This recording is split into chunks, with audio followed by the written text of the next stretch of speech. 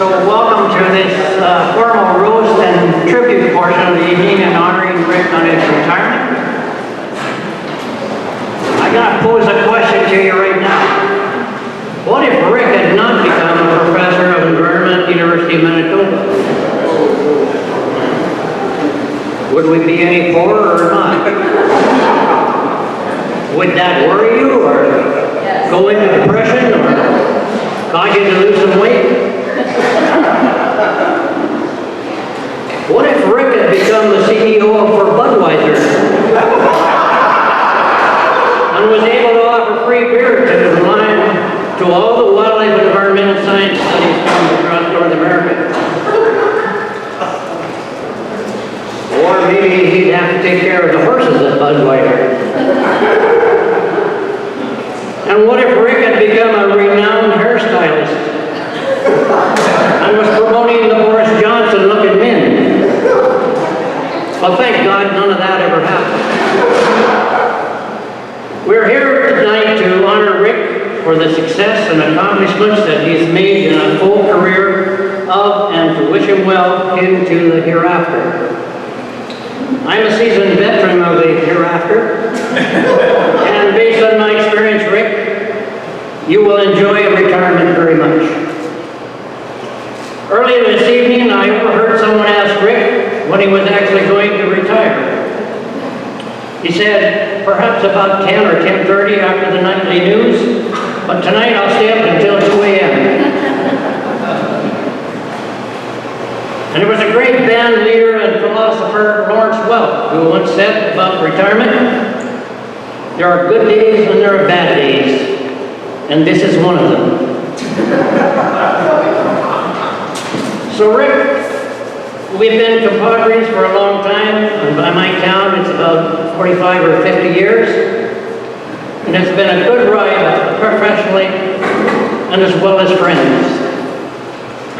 We've helped each other along the way many times and enjoyed many great parties, conferences, and seeing each other through some tough times, but we won't talk about those tonight. Here we are at your retirement, and I can't be happier for you, and people may forget what you said, people may forget what you did, but people will never forget how you made them feel along the way.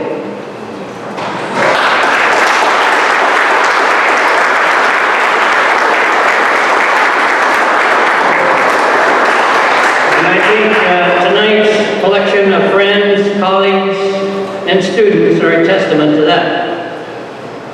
So personally, Rick, congratulations and best wishes to you from Joan and me in your retirement.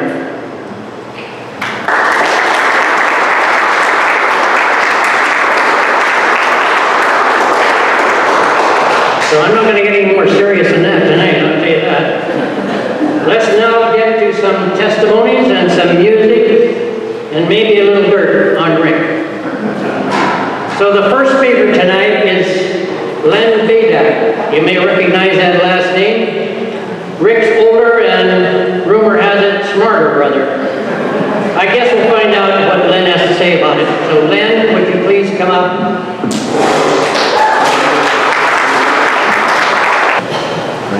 So yes, I'm Len, Rick's big brother, too many years his senior.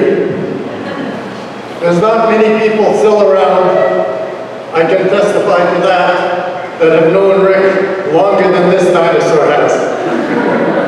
So anyway, I jotted a few things down here, jotted all the good things down because I don't want to miss any. So I've got them here.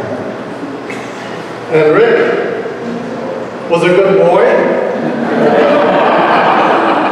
He graduated university, and holy crap, Rick! I never would have believed you had so many friends. And gosh, that's it for the good things.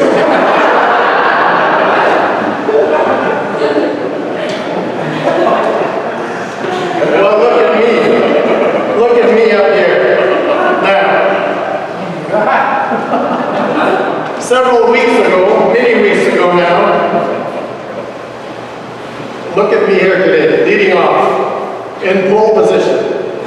Several weeks ago, many weeks ago, I guess it's more like several, when these invitations came out, I received one just like all the rest of you did. And they were asked for some slides. So I thought, sure, I gathered some slides together.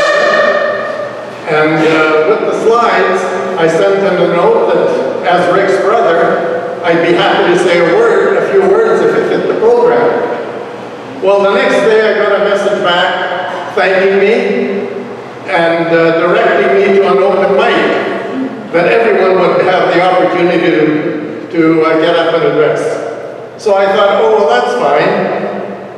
And then to my surprise, the very next day, I received another message.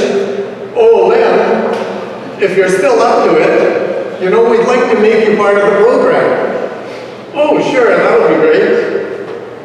And then a couple of days later, I got a message from Merlin. And the message said something like, oh, Len, we're really happy to have you as one of the roasters. And I'm, oh, yes! Yes, I said. And he said, by the way, we want Rick's goose cooked. Well done. Yeah! A gift from heaven just dropped into my lap. Beyond my wildest dreams. And now I'm excited. Take a deep breath, Len. And remember, not to speak too fast, nor too long. No problem. I learned my lesson well many years ago on that one. You know, I was speaking at an event, and my wife was in the audience with our 3 small children. And after the speeches, I was at the back of the venue with a beer, talking to a few of the guys, and I felt tugs on my pant leg. And I looked down at one of my small daughters. Oh, what is it, sweetie? What is it? Daddy, yes, what is it? Daddy, why did you speak too long and too fast and too boring? Oh, why do you say that, sweetie? Well, Mom said... Well, now to Rick. In case anyone was wondering, which is he in all those old slides, I mean the old ones. The ones from way, way, way, way back. Those black and white ones. Rick is always the youngest in those ancient black and white slides.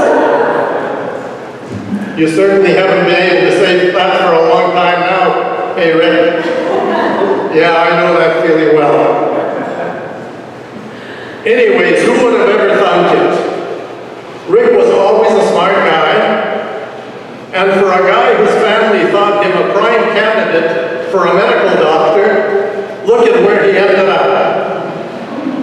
On the other hand, who would have not, considering the outdoors family that he was born into? Anyways, one day Rick finally had enough. And he told us all, in the strongest of terms, that he wanted no part of medicine. That lad never did have much respect for his elders. But based on the zeal and pleasure he takes in plucking and eviscerating all those wild fowl after a successful day's hunt, lucky for the medical college and for all of us that he never applied. A few words on his family. Besides Rick, our sister Donna is the oldest, and our brother Don is between Rick and I. They are in Edmonton, and regrettably could not be here today.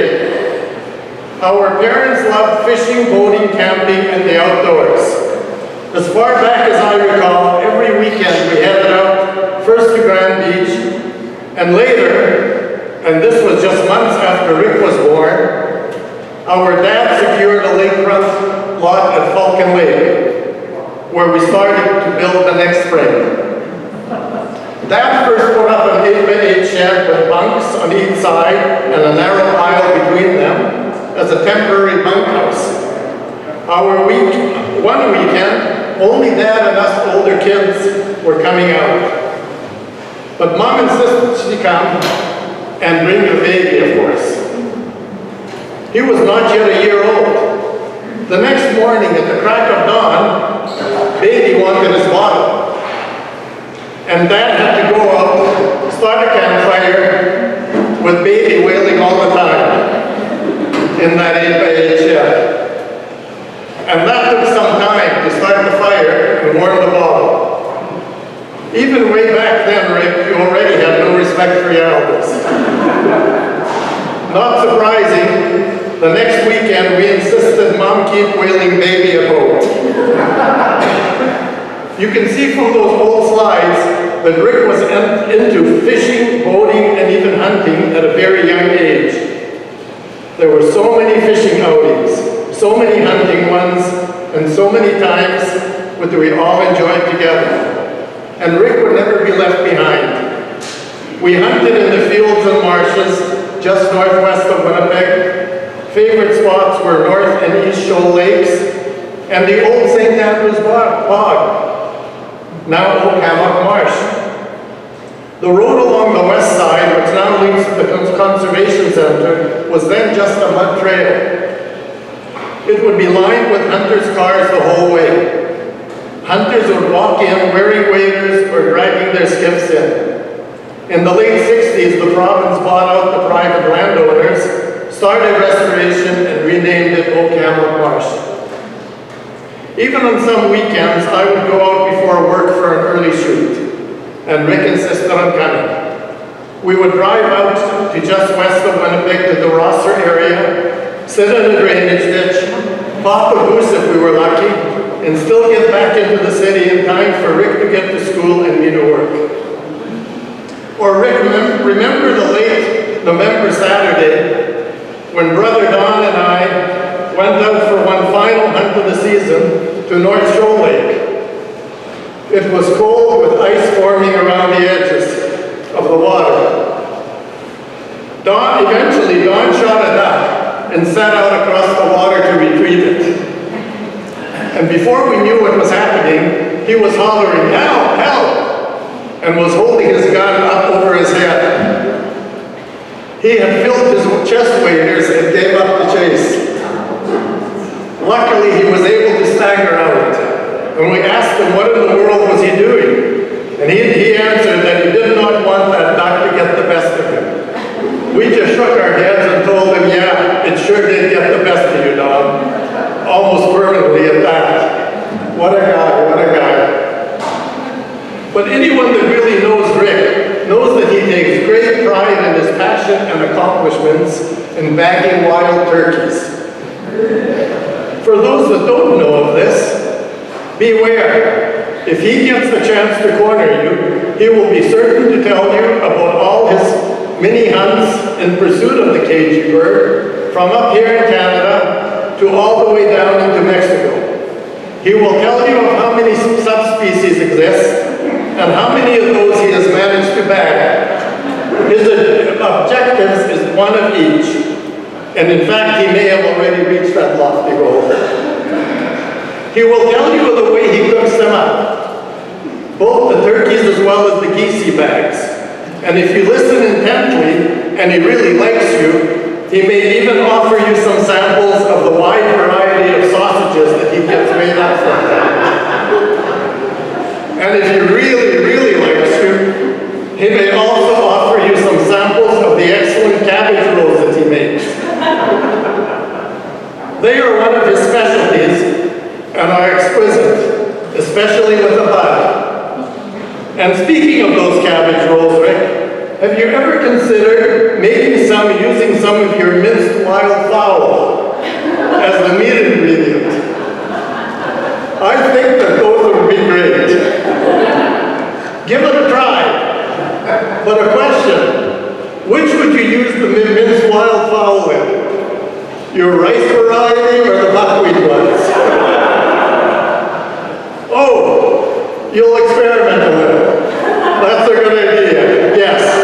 And hey, just tell me when you are doing it, and I'll be happy to join you.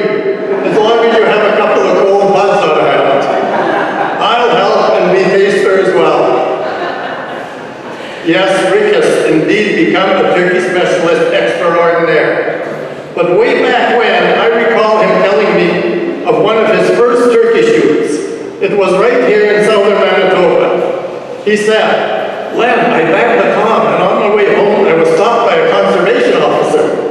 I proudly showed it to him, and he replied, 'That's no Tom, that's a hen.'" Len, I swear the thing had a little beard, Rick told me. Well, you've come a long way, Rick. Rick, I recall the year you spent at Colorado State and all the hard work in completing your PhD. That's where you became hooked on Coors, and I thought that that would be forever, that you would never switch, but I was wrong. Now it's all Bud Light. I also recall the long trying days you put in on your grouse project on the remote part of the Shiloh military base, and the day your old Jeep broke down. And you had to get out the very next morning. By the next morning, the base was starting training exercises, the military, with their military in that area. And you were in a real jam. Until suddenly, an apparition in the form of a giant grouse appeared to you, and at that moment, struck you with a brilliant wave of ingenuity on how to fix the front end sufficiently using a log. And indeed, you did that and you got out. And from that day on, the day of the visit of the great grouse, on how you were blessed with endless good fortune throughout your career.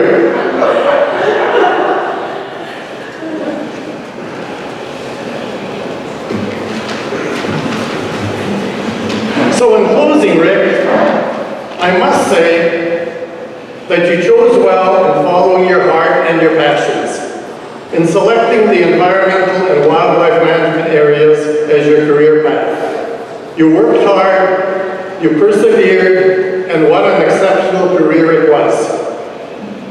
Your accomplishments are far too numerous to state here. But to mention just a few: Bachelor of Honors Zoology, Master of Science, Natural Resource Management, PhD Wildlife and Fishery Biology, Certified Biologist, U of M Administrative Positions, Wildlife Society Fellow, and 2020 recipient of their Excellence in Wildlife Education Award. Moreover, your research included projects not only all across Canada and the US, but also took you to many countries worldwide. I commend and congratulate you, Rick, and I am very proud of you, as I know your other siblings are, also as Mom was, and I know that Dad also would have been, had he lived to see them. Now as you enter a well-deserved retirement, I wish you many, many more healthy and happy fishing and hunting days and years, to continue to enjoy those passions so dear to you, and also, of course, those that Leslie has more recently introduced you to. But please take it easy with these. You know, the gardening, the horse barn building, fence mending, feed and straw delivery, and least of not which, the manure slinging. And by the way, Leslie, I just had a few words with Leslie a little earlier this evening, and she tells me the fields are still really muddy, and just be careful when you're out there pulling the legs out of the horse's legs out of the mud as they get stuck. That's a real dangerous one. Let them laugh, Rick, let them laugh. Take it from me. Just consider yourself a fine vintage wine. One of the finest models on the shelf. I love you, Rick. I look forward to many more good times with you. Now it goes to my little brother, to Dr. Rick.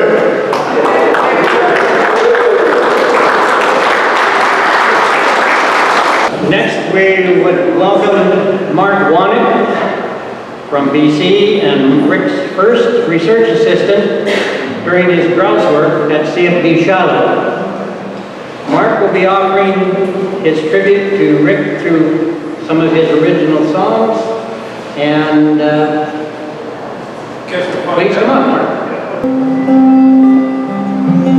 So I knew Rick when he looked, some of these pictures, when you see him with short, sort of straight black hair, not the fancy stuff he's got now, but he had just black hair and a mustache, very large, and then always with the round glasses and dark sunglasses. There's a lot of pictures here, and it's just like, oh yeah, that's it. That's when I'm in 1983, 86, 80. That's when I was at the Natural Resources Institute, more or less.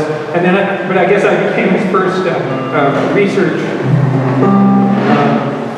assistant. I didn't realize I was, along with Barb Lynch. But gosh, I have to say, I loved that job. I was 3 summers out in the Shiloh Reserve, Spruce Woods, chasing around these grouse, and it was wonderful. I have nothing but great memories. And the other thing, I mean, it's not just not much of a roast, but like as soon as he came up to me today, we were talking, and he said, "Oh yes, yes." And I thought, that's exactly what he always used to say. You know, everything was, yeah, we can do that. Oh yeah, yeah. Let's do that. That's what I remember. So I worked with him 3 years on his PhD thesis, helping him out in the summer. And like I say, it was wonderful. I remember the truck thing now, but I also remember we used to listen to CKY radio in that Jeep. It was a black and white Jeep, if I remember right. And it used to turn the CKY radio. Now they still play rock and roll on, because I'm a sort of a folk person. I didn't know any of these songs, but he did. And he would sing them at the top of his lungs while we're driving around, and he would tap on the wheel as well.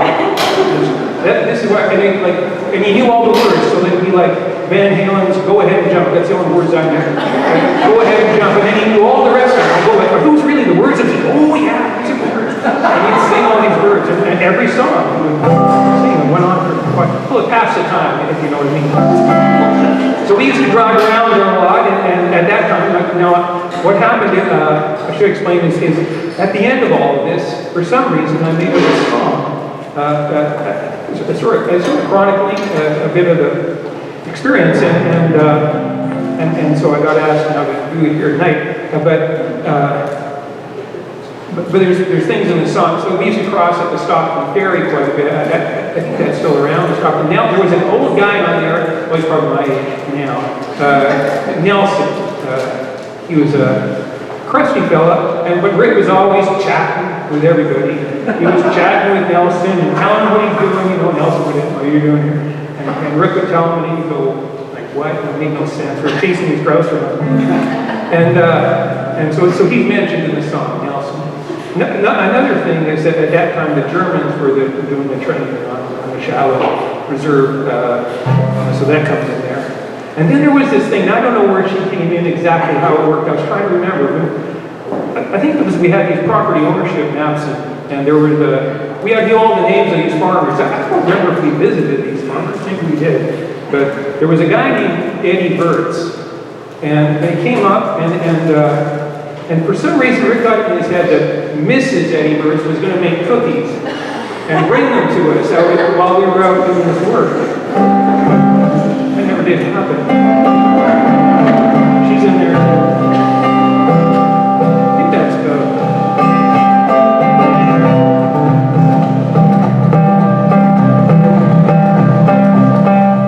trying to think of more. That's by the way, I believe I've only sung this song once before. I'm surprised I remember it. It's been about 40 years now. Well, we'll see if we do it here. Well, it's before dawn, day is on, the grass is moving on slow. Slam up, pick up for the roar, and the dust comes moving us up to the grouse fields of shadow.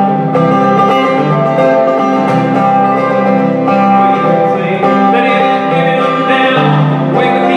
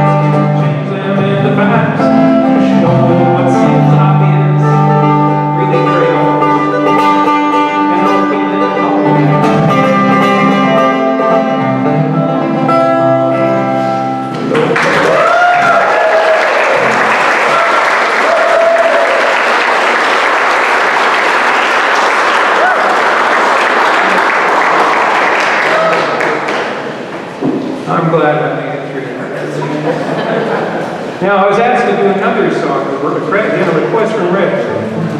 And this is a very peculiar request, I think. I guess I go into no explanation. When I was in university, when I was doing my master's there with Rick, and we do all kinds of field trips, and I know the young folks here, if you can play the guitar when you're in university, it helps. Like I just hate to say how much it does. Anyways, I must have played this song quite a bit because he remembers it. And the funny thing is, when I think Emily told me he wanted to hear this song, I thought, well, do I know this song? I knew it right away. It's just like I probably haven't played it for 20 years. It's a John Prine song. Like I say, it's very peculiar. Now, it's called Sabu Visits the Twin Cities Alone. And it's about, as I understand it, it's about, here they had these B movies where this elephant boy would go from town to town, an elephant boy, a boy with an elephant, would go from town to town in the U.S. Midwest, kind of visiting those towns and making things better wherever he went. I think it was a series of movies or something like that. And apparently, those movies started to, falter in popularity. And so the powers that be there, the producers of these, thought that the fellowship, the boy, the actor, should go around and tour through the Midwest. And I'm telling you all this because he requested this song. It's a very good. Anyways, so he's going to tour. They're going to tour this guy with his elephant all through the Midwest in the winter. So that's what this song is about. Makes perfect sense to you somehow.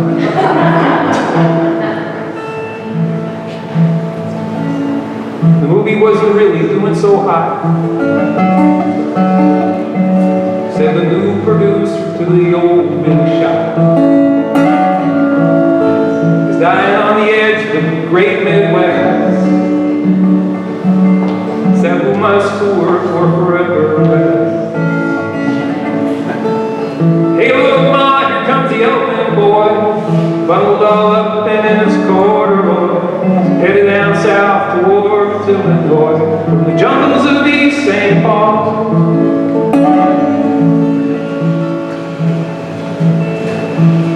His manager sat in his office alone, staring at the numbers on the telephone. Wondered how anyone could send a child next door, visiting the land of the wind chill factory. Hey, look, Ma, here comes the elephant boy, bundled all up in his corduroy, headed down south towards Illinois, from the jungles of East St. Paul. Now, I have to say, one more verse I'll get to, but I just have to say, I'm just thinking as I'm doing this, I'm just right there in one of those field trips right now. People are singing along, Rick's singing along. We must have sung it so many times, everybody knew the words. It's a beautiful thing, really, just to think about that. I have to say that there was nothing but, I got nothing but encouragement and support from Rick. He was wonderful to me, and certainly helped me get through so many of the things that could go on in school and in life. Challenging. And not only that, the land, I worked for land for a while. Rick kind of got me, spoke highly of me. When I got out of university there, there was no jobs.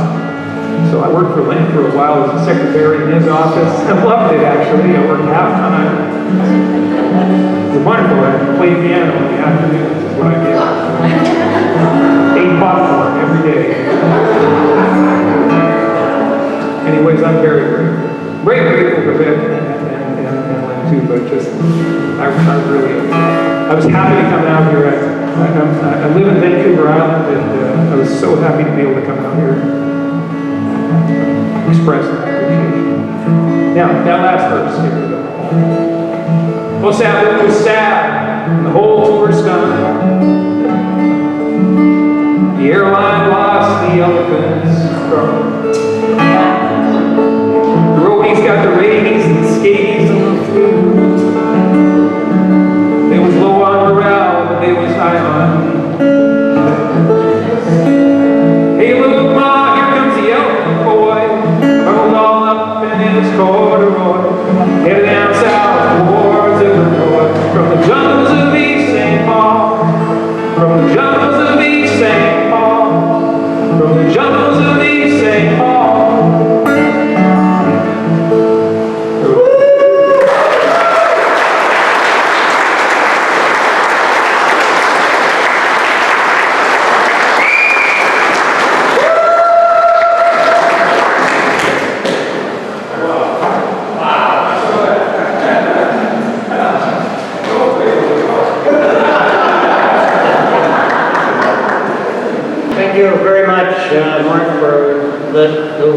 unique songs.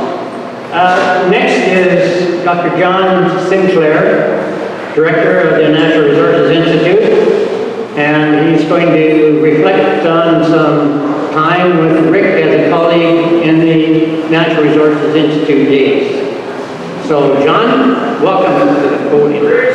Thank you, everybody, for joining tonight to help us celebrate Rick's retirement. It's an exciting time for Rick and his family and for all of us. And as I said to somebody earlier tonight, it also means that we're all getting old, unfortunately. A little bit older, or maybe that's a good thing.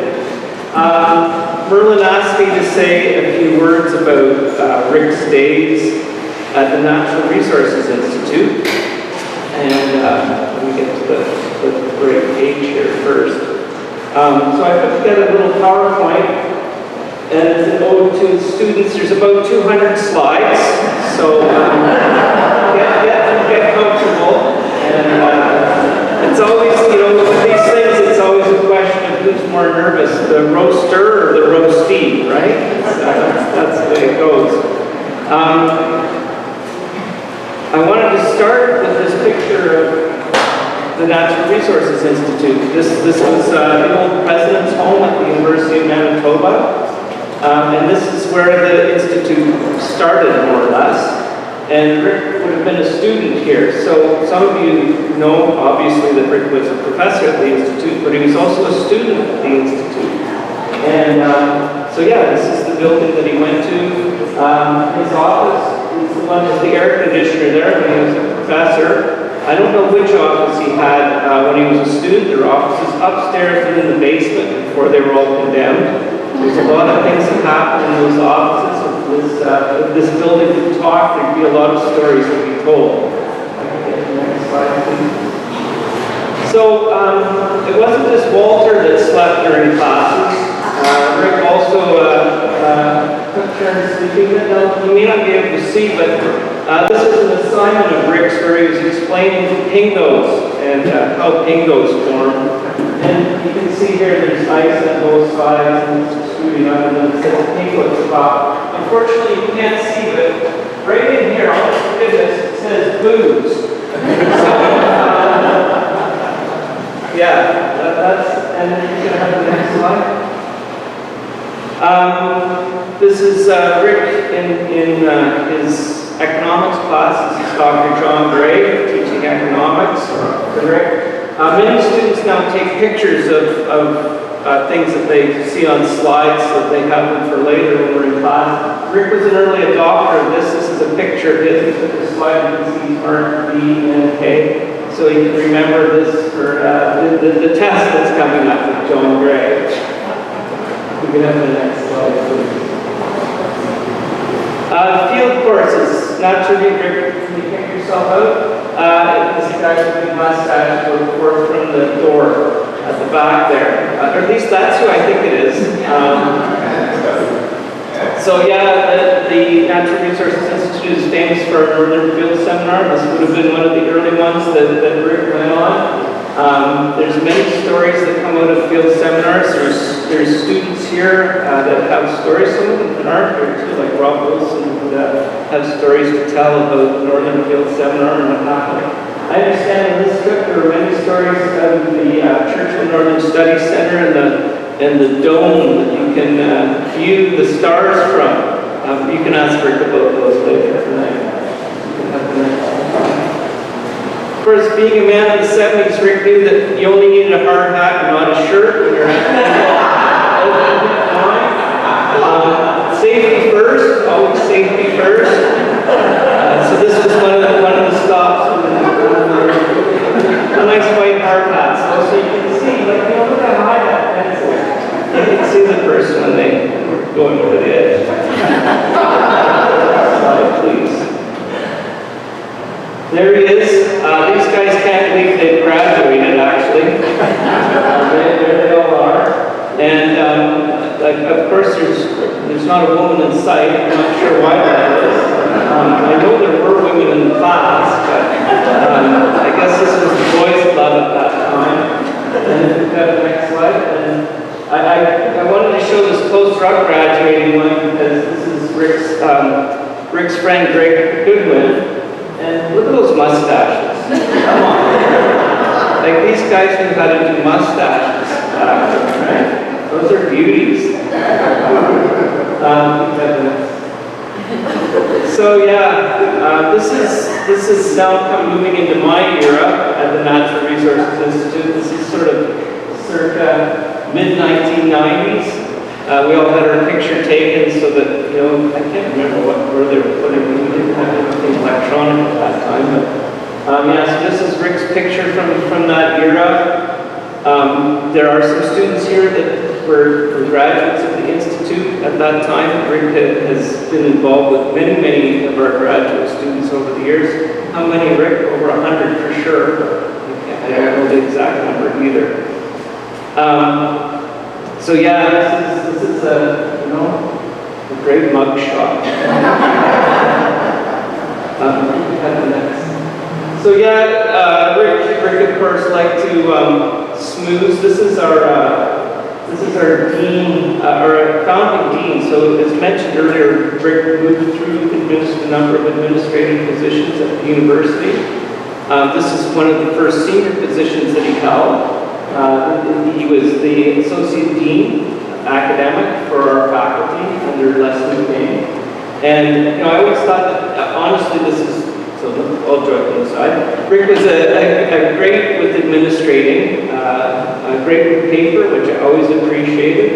And yeah, so I thought he made a great choice actually for this job. And as somebody has also mentioned, Rick was always very positive and supportive. So I remember a student asking about doing an MBA, and Rick saying, sure, you could probably do an MBA and an MNRM at the same time. They're only the two most course-heavy degrees, master's degrees at the University of Manitoba, but sure, why not? Seeing Leslie and Rick in this picture, I don't know what we were celebrating, but it does remind me of a story. One of the great things that we used to have at the NRI, we used to be able to have fun at the university, was a wild game dinner. And we'd have wine and cheese and wild game dinner. And so one year, there was always all sorts of strange things, porcupine, caribou hoops, all sorts of stuff like this. Much of it that Rick organized with colleagues. And somebody brought a beaver one year, and Rick was very concerned that the beaver wasn't cooked well enough. So he put the beaver in the microwave for 45 minutes.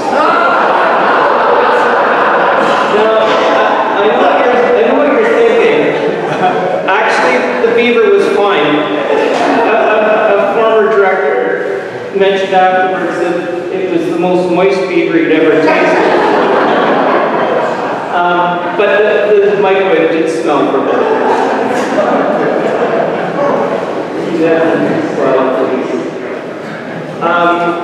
Once again, here's Rick with the dean, with a different dean, and some of his colleagues at an event, one of the geography students' events.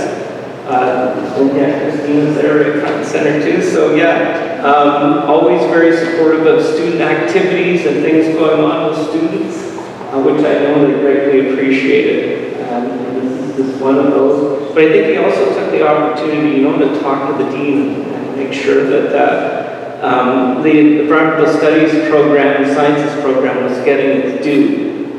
We have the next slide.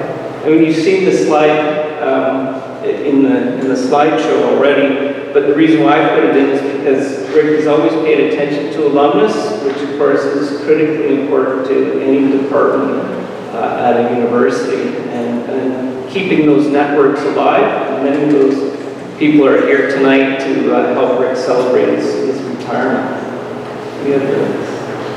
And I just really like this last slide. This is the last slide of Rick having a drink of beer. I just think it's a great slide, and we should all toast, as we have already. I want to, on behalf of the Institute, toast Rick on his retirement and wish him all the best. And the only thing I wish is that his FTE was coming to the NRI where it belongs. And I'm going to an environment geography, but that's sort of a, yes. So congratulations, Rick. I forgot to bring my drink up.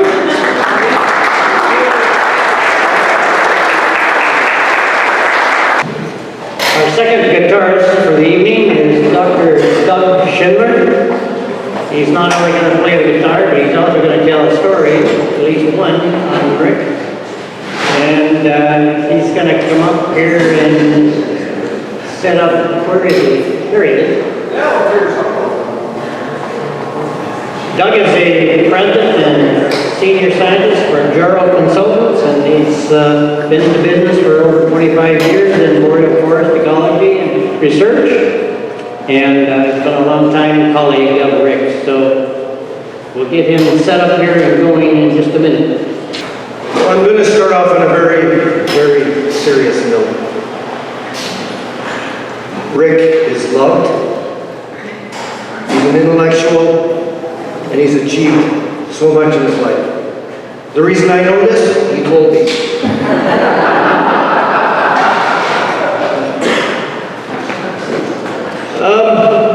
So I'll just kind of, some quick words. I met Rick way back. I was a wildlife technician working in the eastern region. And I kept getting these calls from Rick. You know, I had a forest all the time. And it was really enjoyable getting a chance to get out and take his classes out. And we toured places like the Mars Hill wildlife management area, looking at habitat plots and things like that, trapping deer, and just had a great time. And those were very precious days for me. And you know, the influence that he gave to me during that time was very, very much appreciated.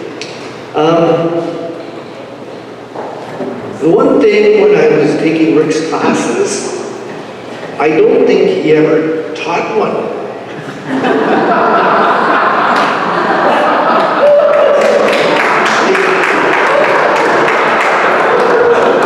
I know that I went on to teach a little bit at university and so on, but I could never get the art of getting someone to teach each and every one of my classes.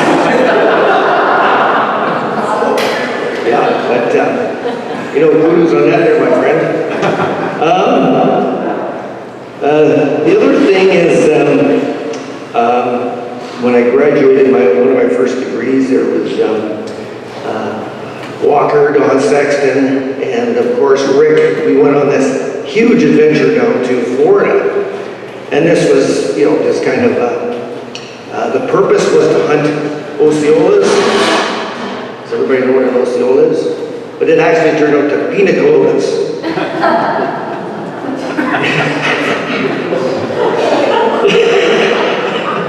Pina coladas, not Osceolas. Oh, we had a great time down there, and that's about the time that blackberries were just kind of on the scene. Blackberries. Rick had a university blackberry. The big mistake was having Rick rent the car and have a BlackBerry at the same time. Driving the turnpike, and I'm telling you, he saw more of that phone than he did of the road. And we just shook every time that phone went off, or he was firing a text. And like there's, you know, average of about 10 people a week that die on that turnpike between Orlando and West Palm Beach. And I'm telling you, we were crunched up pretty tight there, I'll tell you. But we did have a lot of fun, and we did meet some good people down there, and I had some friends and so on. But I do have a special message from some of your friends in Florida.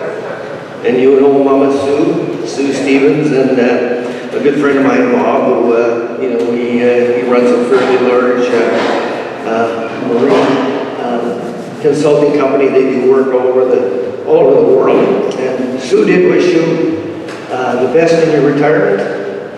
And she can't wait for you to get down there again and have some fun with the pina coladas or the Osceolas or whatever. I did talk to her two sons, and I just got kind of some Cole's notes here on this, but Terry and Gordon, I sent them a little email, said you're retiring, and I got this response back, and They basically said, based on the amount of time that Rick has come down here hunting turkeys and fishing and borrowing my gun, not my gun, but their gun, ammunition, getting a place to stay, they said, we're pretty sure he retired in 2006. Oh, my word. There's other stories too, coming from the Palomino Club or somewhere like that. Rick got into a little bit of a tussle, and I can't remember the name of that restaurant. Dave, can you remember?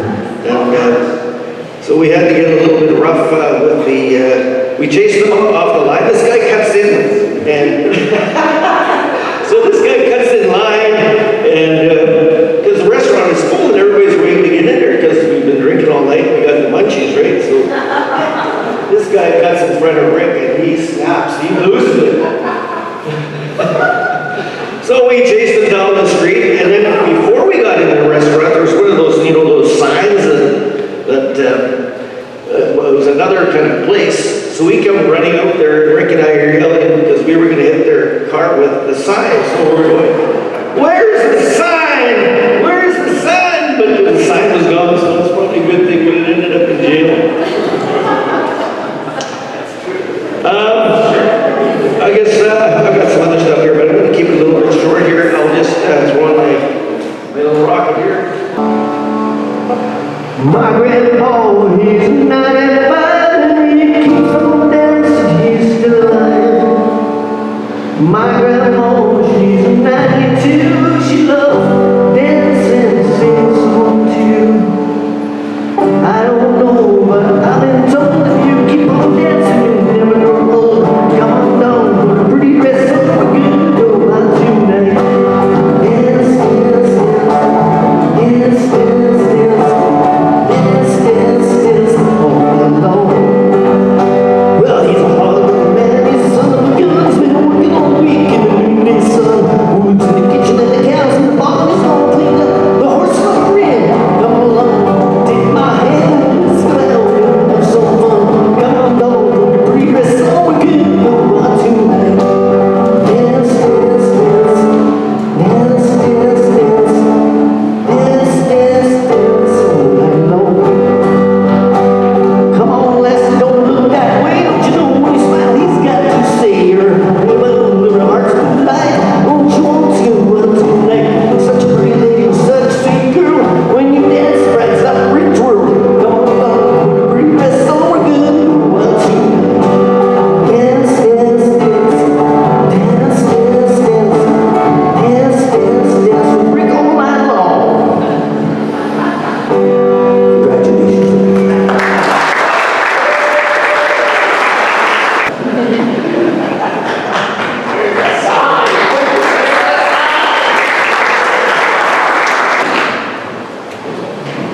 Our next presenter is Dr. David Walker from University of Manitoba, PhD student of Rick's, and now assistant professor there. And he's a longtime friend, particularly for golfing, turkey hunting, and a few other things that we'll let him talk about. Come on up, Dave. Wow, you know, when Merlin called me for this, he said, you only have 5 minutes to talk. Maybe because he was worried I was going to talk long, and he didn't tell me I could bring my guitar or my PowerPoint, so I'm just, in fact, he said, you can't even write a speech, so I didn't write anything. I'm just going to talk off of the cuff or the heart, whichever you want to say. First of all, you know, one of the things, and the challenging things of getting ready for an event like this, I was told it had to be a roast, and I was trying to think of all the stories and things and experiences that Rick and I had, but unfortunately, nearly all of those, I'm the one making an ass of myself. So that made it a little bit more difficult to think of a few things. So I thought first I would start with a little bit of a personal history on, more I guess on the recreational side, and that was, Rick was the person that introduced me to hunting up until then, really. I mean, I had grown up in part in the city and part in the country, but my sense of hunting was sort of the Elmer Fudd caricature of people running around, redneck, shooting at things.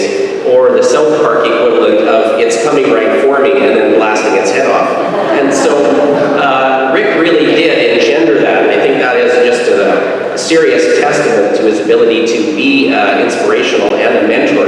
And so a lot of the fun I've had with Rick has been hunting, although as I said, usually I'm the one making an ass of myself. So again, those stories aren't quite so lucrative, although I will say in terms of hunting, Rick has been quite lucky insofar as many of the turkeys that he's hunted have very little shot in them, although they always suspiciously have the shape of his front bumper across their chest. So I think actually that's not fair. Rick has never hit a bird on the road, although he did tell me one time he shot a turkey that got caught in a fence after it crossed the road. And it was a particularly nice tom, which is probably why it got stuck in the fence. So at any rate, as I said, he was very much a mentor for that part of my life. And we have had very many experiences. Actually worked as a postdoc for him, not a PhD, but did some postdoctoral work with him.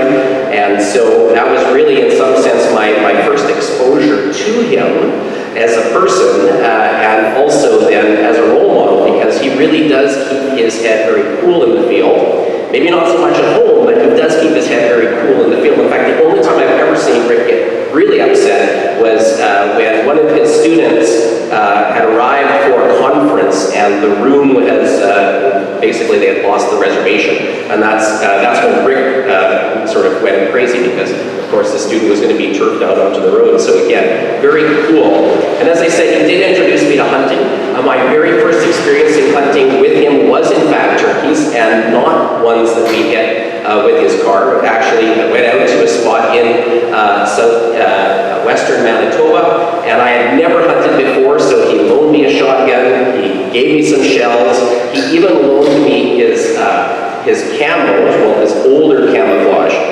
which was very old camouflage, very, very pre-mossy oak era. So very bright green, blotchy camouflage, and if you know my height versus Rick's height, it was more of a moo-moo or a tent for me. So it was kind of like a layout line and camouflage at the same time. And that worked fairly well.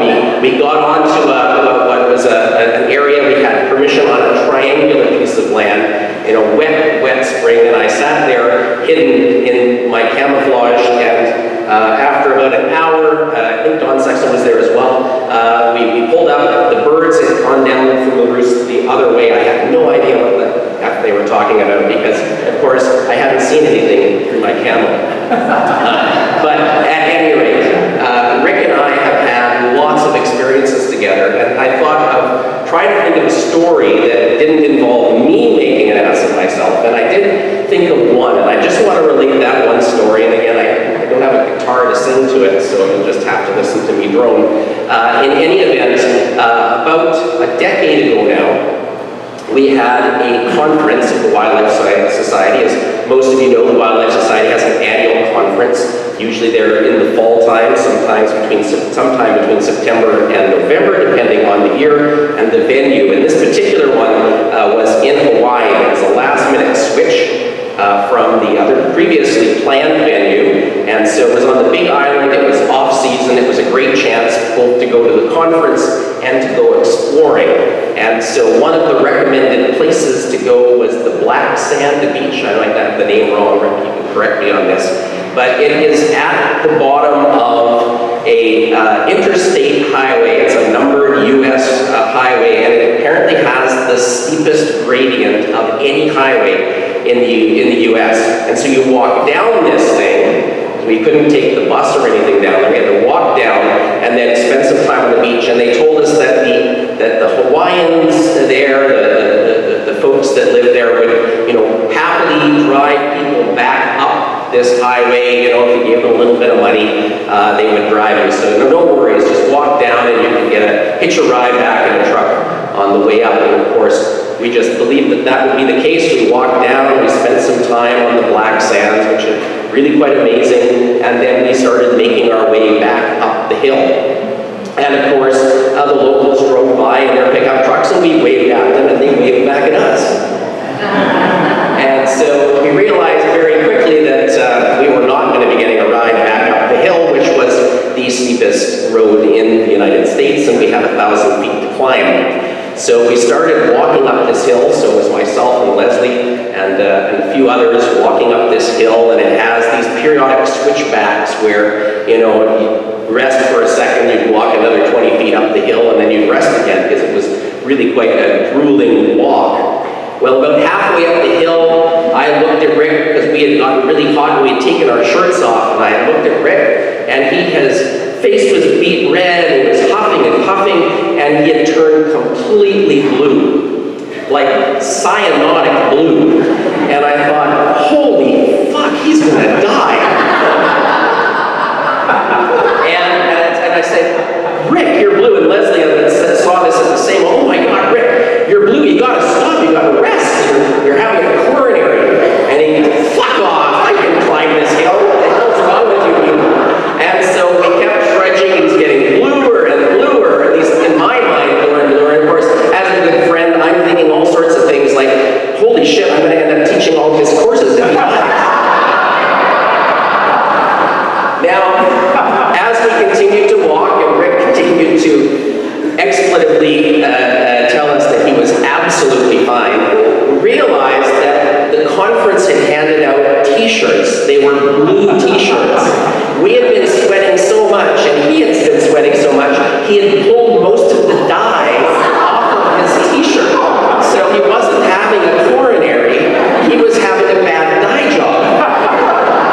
And so we realized, of course, that this was fine, and we made it back up to the top of the hill. And I didn't end up teaching any of his courses, which I guess, following on Doug, would be again another way to maybe get people to teach his courses if he ended up in the hospital. But at any rate, we managed to make that up fine and so forth. But that was one of the few stories where I am not the actual idiot in it, which Rick is actually, I think, he kind of holds back and waits for me to put my foot in my mouth. So I tried not to do that today. So as I mentioned earlier on, and on a serious note, I think Rick is going to be immensely missed on campus. He has a singular ability to create really good contacts and connections with people in the community, with other professionals, bringing in the wildlife branch folks into his courses, not just to teach, but also to create these great collaborations and have folks doing things like, for instance, the deer necropsies and other kinds of field experiences that our students have had opportunities to take for many, many years. And I don't think that that's something that is going to be replaced. John Sinclair made a mention of an FTE. It'd be nice if our department saw that FTE, quite frankly, never mind the NRI. I have no idea who we are going to get, but I know whoever we do get, they are not going to hold a candle to Rick Baydack. So that's my 5 minutes, and I thank you, Rick, for all of your years of being a great friend and a great mentor. So thank you very much.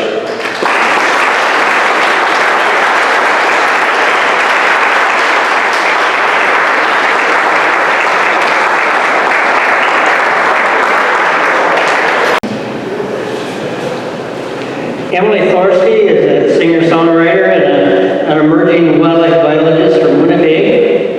She has been in Rick's classes and as a graduate student of his since 2016. Emily's artistic name is the Environmental Musician, and so she's going to prove that here in the next few minutes. So Emily, it's all yours. Thank you.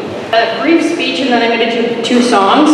I know you guys have been sitting for like an hour or so. If you want to like stand or move around, I'm totally fine with that. Just wanted to say that. So I met Rick in, I think it was 2015, and I was a student in Leslie Goodman's Environmental 1000 class, and I just remember I looked to my friend and I said, or Rick came in for a guest speaker, and he was up there talking about wildlife management, and I leaned into my friend and I said, wow, this guy has the squeakiest voice I've ever heard. So I'll just remember, I always remember that, and I've spent a lot of time with him, so his voice has just become not as squeaky in years. So I thought I'd share that one, but it's okay, I love your voice, Rick. So I just wanted to say, for mentor-wise, relate to what I'm saying in some part. So he helped me so much with mentoring my thesis, my honors thesis, my graduate thesis. I graded through the International College of Manitoba with Rick and through field investigations, so he really gets the students, employment and experience, which is amazing. Through workshops, we went to hunting. Like, I was never a hunter, and he got me into hunting through Delta Waterfowl and Delta Marsh through the University Hunt Program, which was amazing. The Wildlife Society Network, I never would have met all the people through the international, North America. I got to go to 3 conferences in Canada and in the United States, which was amazing. And I met so many people I wouldn't have without Rick. And I think that he's been to 28 out of 28 Wildlife Society conferences around North America. So that's amazing. I don't know if anybody else has that statistic, but yeah, that was amazing. So for a cheerleader, and I'm sure all of you can relate, he says go for it, to pursue your dreams and do what you want. And he always says, if you do what you love, you'll never work a day in your life. And I'll always remember that one. And I think he can relate to that through his work. So I wouldn't be where I am today without his guidance. So thank you so much, Rick. You're amazing. So out of everything that I've kind of talked about, what stands out the most for me through Rick is friendship. And everybody in this room, I think you can relate to that. So he's traveled the world, he's met many people, and many of them are here today with us. So I think he views friendship as a treasure and as a gold. So I wrote my song kind of around that theme, so I hope you like it. I'm going to sit down and play it for you.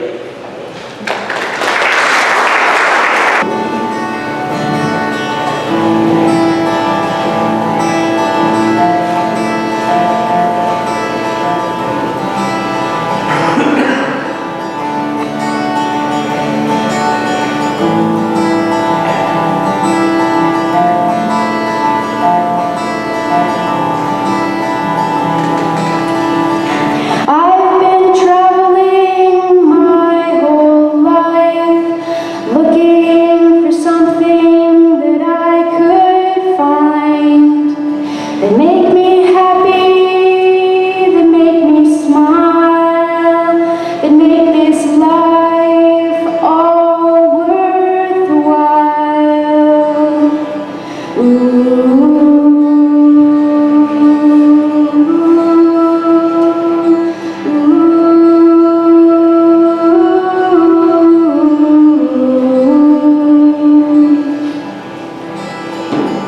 On my journey, I searched for gold, I searched for love, and all the adventures life could hold. I saw the lands from coast to coast, but the people I met were what I loved most.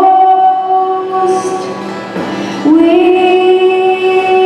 are the treasures of our time. We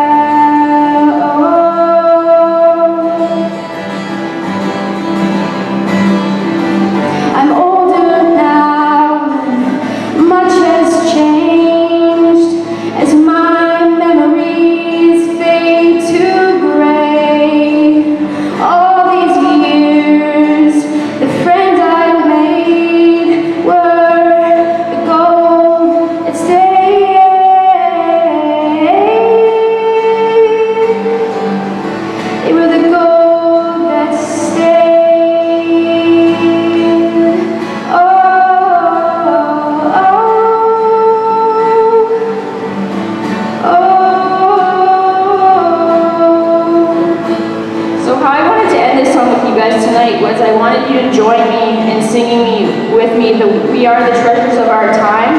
So hopefully you guys can all bring your singing voices out. And I'll tell you when. Okay, here we go. 1, 2, 3.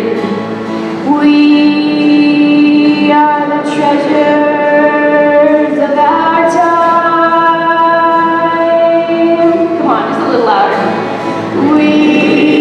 There we go. Are the treasures of our time. Maybe some clapping.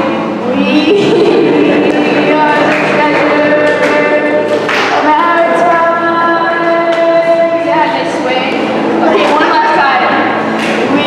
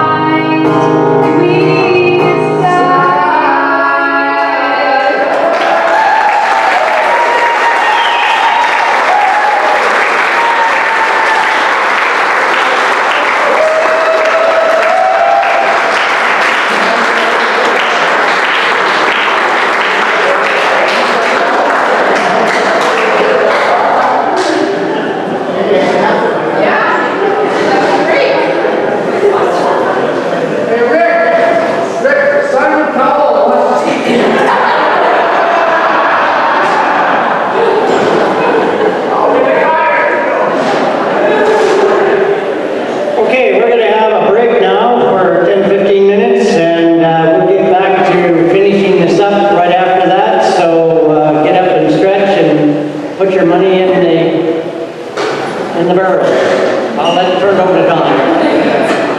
Okay, folks, this is your last chance for 50-50. So if you want 50-50, go back to the treasurer's table, and we'll be drawing at the next break. Get your bids in on the silent auction. We'll be starting to roll those 3 or 4 at a time at the next break. And don't forget about the raffle. Thank you. Dr. John Hoffler, who is the co-founder of the System Management Research Institute, located in Sealy Lake, Montana. And John is a longtime friend and colleague of Rick's. They have been seen in many meetings together regarding drought, the Wildlife Society, and ecosystem management. John, please come forward.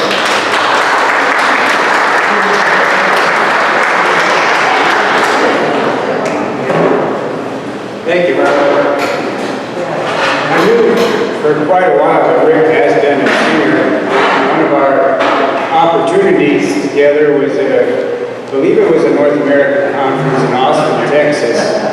And at that conference, there was a karaoke bar, and Rick had to get up and sing Joy to the World. And he did such a good job on that one of the other attendees there, Jody Applegate at the time, now Jody Stemler, felt that she had to have Rick sing with her, and invited me and Ollie Torgerson from Missouri as well. And she got up there to sing our Aretha Franklin's Respect. And she wanted to be the lead, and she announced this as Jody and the Assholes. And so ever since then, whenever Ollie sees Rick or I, he says, "Hey, assholes," and we respond appropriately. I've known Rick for quite a few years. I got to know him through the Wildlife Society. We both started working together to help form the Biodiversity Working Group for the Wildlife Society. And from there, we worked together on a lot of workshops, symposia, you name it. From that, were able to edit a book together along with Rick Campbell, another colleague of ours, about biodiversity, and we work together a lot on ecosystem management projects. So I've really respected all of my time working with Rick in those ways, and truly enjoyed those as well as our friendship together. But when I heard there was going to be a celebration for his retirement, I got to thinking, well, why does somebody want to celebrate retirement? I know Bill Vodenall does not want that, because now Rick's going to be down in Nebraska hunting turkeys all the time. But it came to me that, as mentioned, one of the things that Rick has been very good at is coordinating his coursework and getting a lot of guest speakers in. And so many of you are here probably celebrating that you will no longer be asked to be a speaker for the next courses. And Rick first approached me about that quite a few years ago, and at the time he thought I'd get both Bill and me up at the same time to give a guest lecture. So I said, sure, I'll come give a lecture, and he was very accommodating. He got me an airline ticket to fly up to Manitoba from Montana to give a guest lecture. Had all that lined up, and about 2 weeks before I was going to fly up, he said, oh, by the way, he called me and said, we got you into a couple other courses. And about a week later, he said, oh, there's another 1 or 2 we'd like you. By the time it was all said and done, I think Bill and I combined had about 15 hours of lecture to give in 2 days. So, but he's very accommodating, of course. We get there and he picks us up and we go out to dinner. Some fancy place where we're having a nice dinner. And of course he tells the staff at this restaurant that it's Bill's birthday. He does this regularly so that they can get, just free dessert and big hat on Bill, and he has to get everybody singing around him. And he's done this so many times that if Bill actually had all those birthdays, I think he'd be 97 right now. But anyway, the next day I went in and gave 3 hours of lecture, I believe. And Rick says, okay, it's time to go to, I think it was Earl's. So we get to Earl's, and he says, okay, we gotta order some drinks. And I say, but Rick, it's only 11 in the morning and I gotta give 3 more hours of lecture this afternoon. And I said, I don't think I can do it. And he says, sure you can, it's all good. So away we go. So we got through those 2 days and had a good time. Rick, another thing about him, you probably noticed, he's pretty much a very calm, cool character. Not much rattles him. For example, as I was driving this way on Thursday, he was on the phone with me and he was driving around town with Bill. And I suddenly hear him say, oh, I just hit a deer. And it's like, no matter of fact, and all the Bill's in there, you can hear him go, so he says, I guess I better get off the phone. So I said, okay. But I did hear him get pretty flustered one time. He had invited Bill and me up to give more lectures another time, and he'd been accommodating again, gotten me an airline ticket and everything. I show up at the airport and start punching all the info into the kiosk, and it says, scan your passport, scan the passport. Nothing happened. Punch all the numbers in again, scan it, nothing happens. Airline agent realizes I'm having problems. He comes over, tries all the same stuff, nothing. He looks at my passport and says, your passport expired 3 months ago. So I said, oh, shoot, or something to that effect. And so I immediately get on the phone to Rick, and I say, Rick, I can't come up, my passport's expired. I hear this big intake of breath from the other end. Well, can't you call and get it renewed? No, Rick, it doesn't work that way. It's going to take days or weeks to get this done. You can't drive all night and get across the border. No, Rick, you need a passport for that too. So then I'm hearing him, because here I was scheduled for like 4 hours of lecture the next day. That's like more lectures than he's probably given in the whole semester. And so he's in this panic mode. So I hear him dialing on his office phone, and he's going, Merlin, can you give 4 hours of lecture tomorrow? And I hear some mumbling from the phone, and Rick says, oh, you have to watch your grass grow tomorrow. You can't. See, Merlin had already been through all of this, and he needed a good excuse to get out of this thing. So then Rick is really starting to hypervigilate now, because he's really thinking he's in for it now. So he suddenly, you can see the brain turning and all this.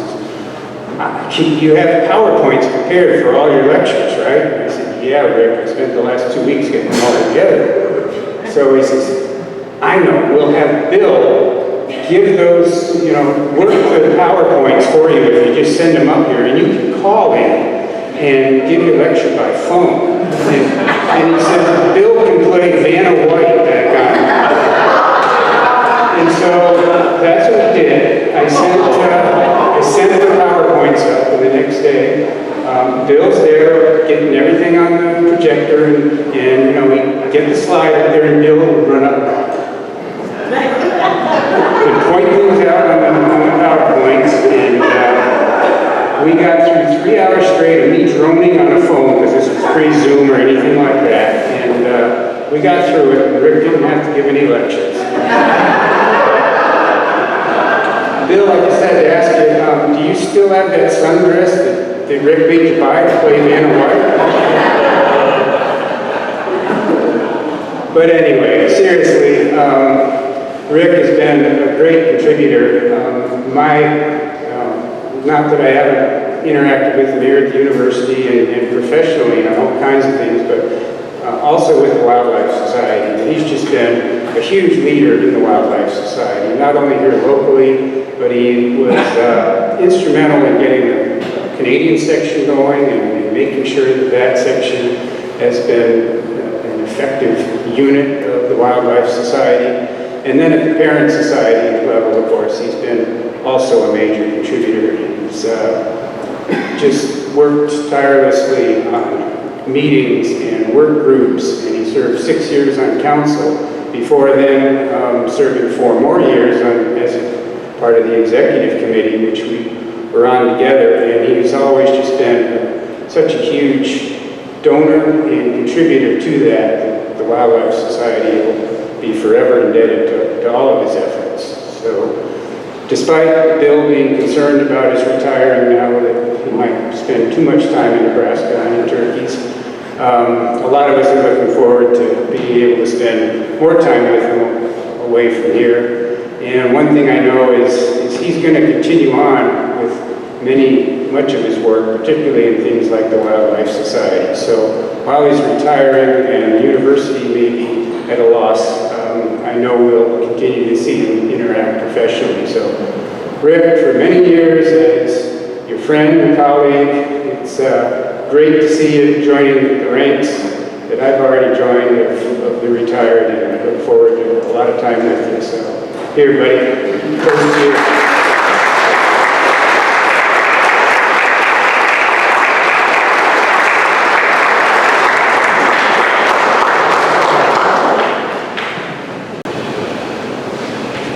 Bill Vaughn now is Rick's Nebraska turkey hunting guide, golf pro, and longtime colleague in the Wildlife Society. Rick and Bill have known each other for at least good 25 years. He lives in the Sand Hills region of north central Nebraska near a little town called Baydack. And he's retired from over 40 years of work in the Nebraska Fish and Game Commission. So, retiree colleague, come up, please.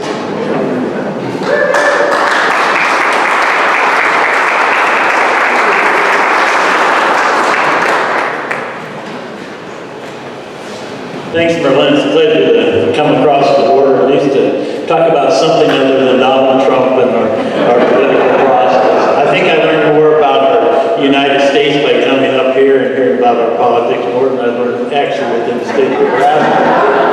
I follow Michelle, you see, always keep me abreast. So, yes, I just retired a little over a year ago. I've known Rick for many years, mostly in the Wildlife Society, and as he dealt with prairie grouse across the landscape. So I remember, I think it was about noon on the September day in 2014, and I called Rick up, and it was a Sunday afternoon. I said, "What are you doing?" "Hey, I'm just sitting here drinking a bud and watching pro football, and I'm writing my open address for the Wildlife Society. I'm the 69th president of the Wildlife Society." "Oh, what's it about?" "Hey, no, I can't tell you. You gotta come listen." "Well, can you at least give me the title?" And he said, "Hey, no, you gotta come listen. I ain't gonna tell you anything." So we chatted a little while longer, and I hung up and I go, "Wow, he's really not putting a lot of effort in this." I would hate to go to such an esteemed crowd and give a presentation.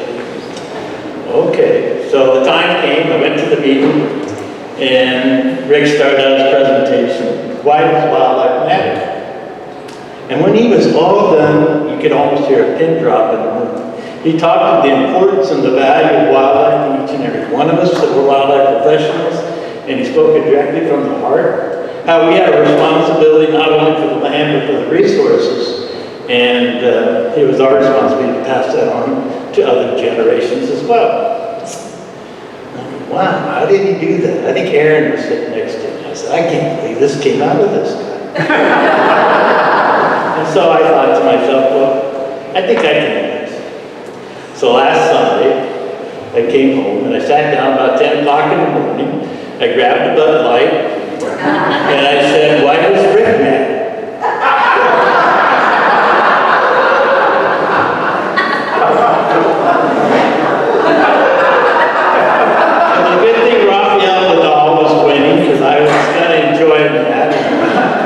Another Bud Light. Why does Rick matter? And I could tell all the time my mind was just kind of reeling, kind of going backwards, because a lot of my memories, he always said I was kind of the social chairman and all that kind of stuff. He never listened to me on any of that. And I thought to myself first, I said, I can't do this. I can't be that positive person like he was that September of 2015 address. And so I said, why would a person, number one, who told me 2 years ago or so, they're going to give him more money to teach less classes and travel more, want to quit a job like that? And then I thought, all the stories I know of Rick, he's my drama queen. And usually he's like Linus, that guy on Peanuts that carries that little blanket around with him. He carries drama wherever he goes. And I've just been affiliated with that every time he comes to Nebraska. He's foul-minded, as you know, like you hear about his turkey excursions. I'll tell you a little bit more about that in a little bit. And I would hate to have been to grad school. He's always hammering me with questions and peppering me, and Leslie chews on him and said, lay off the bill, you're always being mean with all of your questions, and he just never listened. Just pestered and pestered and pestered. I said to him, well, I can't do it. If you're a structured person like I am, decision-making, drama doesn't usually fit that scenario. So, anyway, John already started one of the stories where we were called up to lecture for Rick. John was actually indeed fortunate, because he could just teach from home in his pajamas.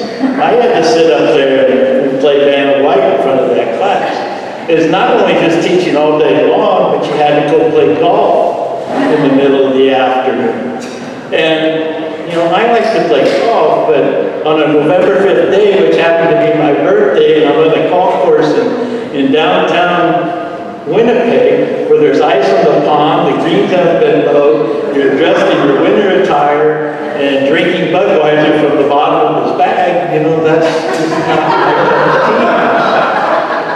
Oh, and by the way, you got to change in this bathroom because we got to go to Manitoba chapter meeting, and you got to give an hour talk on the paragraph plan that we all developed, John and Rick and I.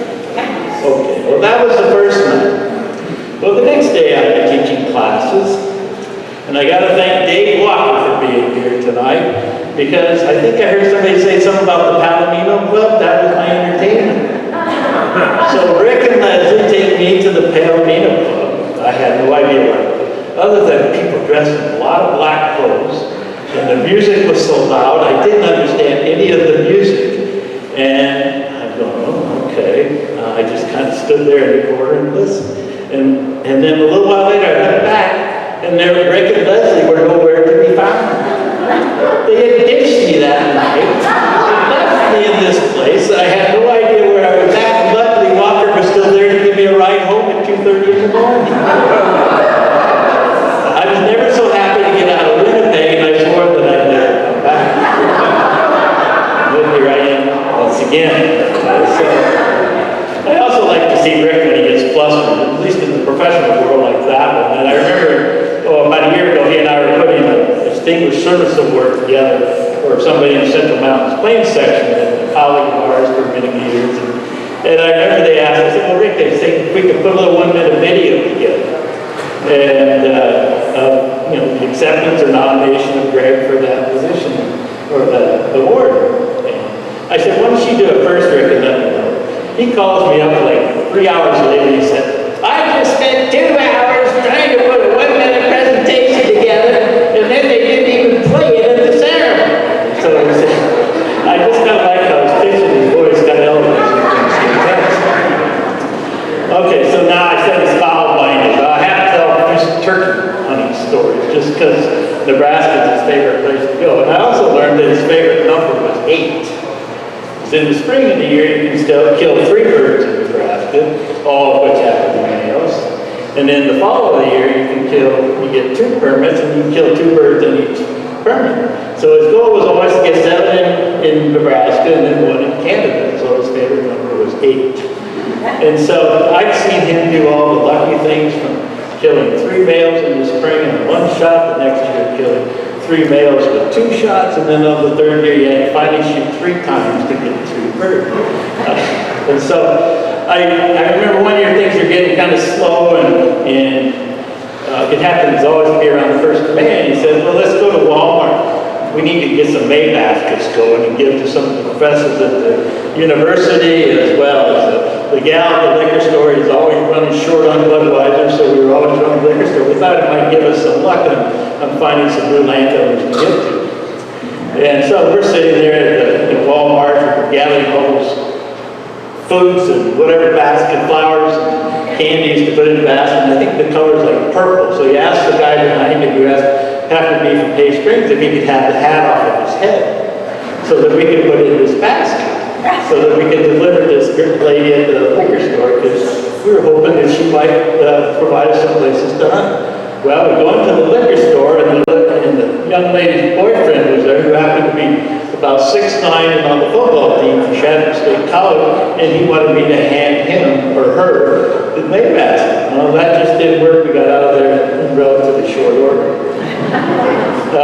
Let's see, and then a little while later, he wanted to start hunting in the fall, more so. So he calls me up, and he says, well, I want to come down and shoot birds in the fall. And he says, I can't, I don't have a gun permit, I can't bring mine from Canada, and I'm just going to fly in, and could you pick me up at the airport in Shattuck? So, yes, I drove 3.5 hours out to Shattuck. I picked him up at the airport, took him to the motel, and he said, he wanted my shotgun, so I gave him my shotgun, and we went out to hunt. Well, he shoots at the first big tom that was even 20 yards away, and he misses, and he blamed it all on the gun and not big enough bullets. Well, then the next day he goes and he kills 2 birds right off the bat out in the field, and he starts picking them. I was hoping they'd show one of the pictures, because he likes to wallow with feathers whenever he picks these birds. And he gets up and he wants to get in my pickup after it's all done. And I say, you get out of here, you're not crawling in my pickup. And I made him strip down to his underwear, because I just bought a brand new pickup and I wasn't going to have turkey feathers all over my pickup. So he throws all his clothes in the back end except for his underwear, and he crawls in, and we go down the road about 3 miles further, and here's Grandma's house for the same landowner. And I tried to get the video because it is recorded, but I couldn't get it. But he had to get out and shoot his last 2 birds. So he's out there shooting the 2 birds that are stuck in the fence, and then he has to crawl on his hands and knees just to retrieve his 2 birds. So he'll do about anything to bag a turkey in Nebraska. Another one of his favorite landowners there in Nebraska, Randy Wolfington, and so I rode out with him with the fall hunt.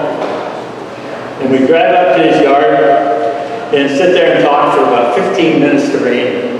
And Randy said, well, they're just right behind my trailer.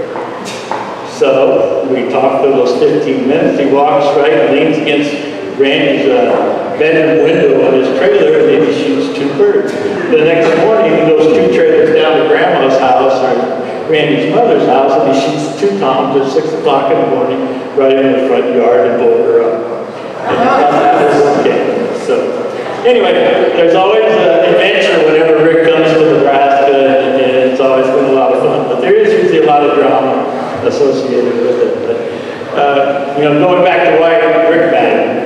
And I've been working with Rick for quite a few years under Prairie Grouse Circle, as well as with the Wildlife Society. And he's been truly a mentor to me. We're retiring about the same time, and he's just truly been a mentor to me, encouraging me throughout my entire career. And I think what I value most is him as a friend, but more importantly, that he makes me laugh. And we need a lot of laughter in this day and age, whether you're in the wildlife profession or whatever political world you live in. So with that, thanks, Rick, for all you've done for wildlife.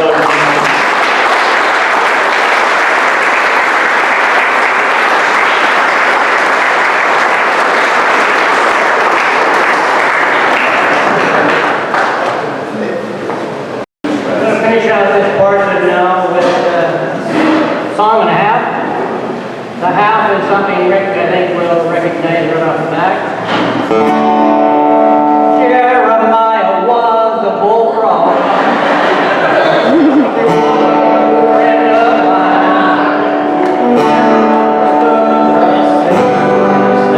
When I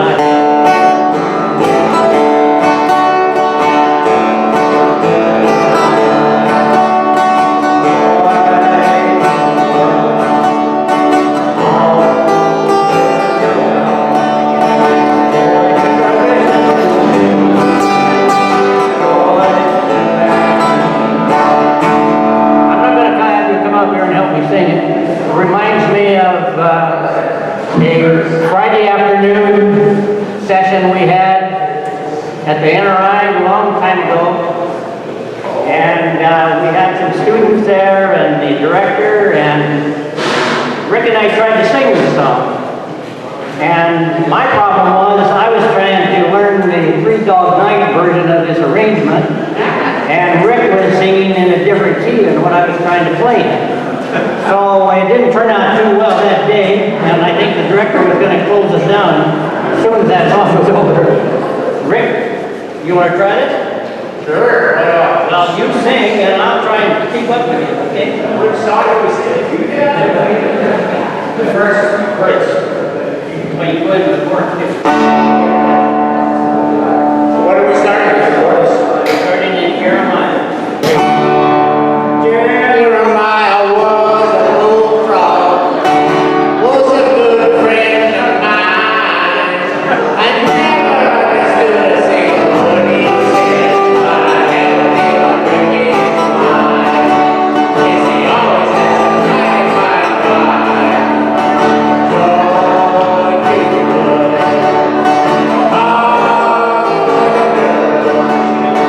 Joy to the fishes in the deep blue sea. Joy to you and me.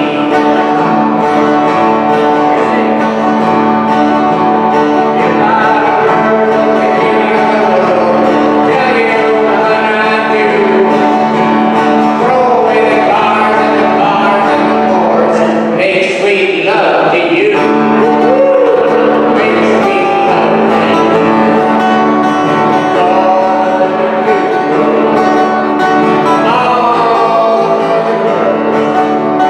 Joy to the fishes in the deep blue sea. Joy to you and me.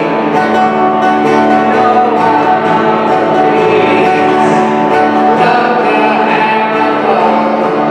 Now I can fly and I can go ride. The straight shoes on the gun. I said the straight shoes on the gun. Joy to the world.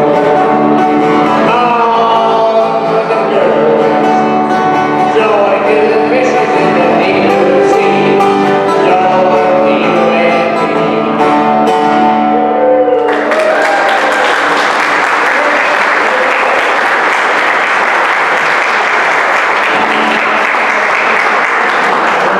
Like I said, there's a little harmony here.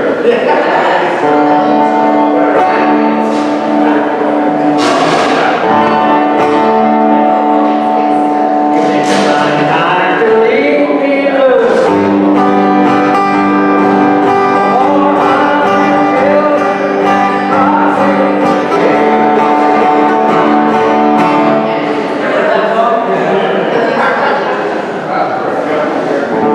I don't know about the 400 children, but at least 4 of them anyway. You know that song well enough to know that Lucille was unhappy. And she said,